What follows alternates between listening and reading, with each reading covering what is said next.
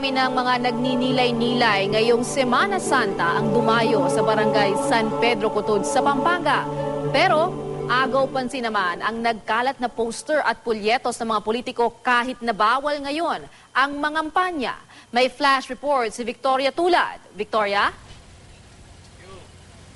Lala, sa linggo pa magsisimula ang local elections pero ngayon pa lang nagkalat na ang mga campaign paraphernalia ng local at national candidates dito sa Barangay San Pedro Cotod sa San Fernando, Pampanga kung saan bukas ay ilang deboto ang magpapapako.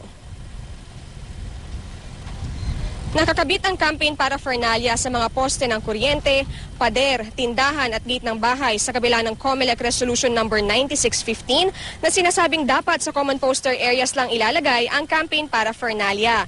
Matagal nang nagpaalala sa mga kandidato ang mga opisyal ng Holy Week Committee na bawal ang pangangampanya lalo na sa Biyernes Santo. Anila tatanggalin naman mamayang gabi ang mga naturang poster. Mahigpit ding magbabantay bukas dahil baka mayroong mamigay ng pamphlets, t-shirts, payong at kung ano-ano pang freebies na may mukha at pangalan ng kandidato. Sa mismong lugar kung saan mangyayari ang pagpapako ay lalong ipinagbabawal ang campaign posters.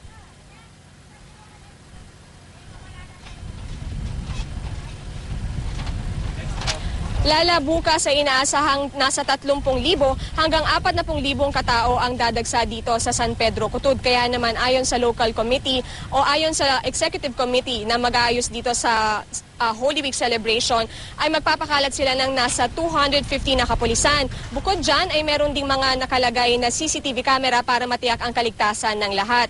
Meron din daw mga ipapakalat na civilian police at maglalagay din ng mga medical tent dito. Lala? Maraming salamat, Victoria Tulad.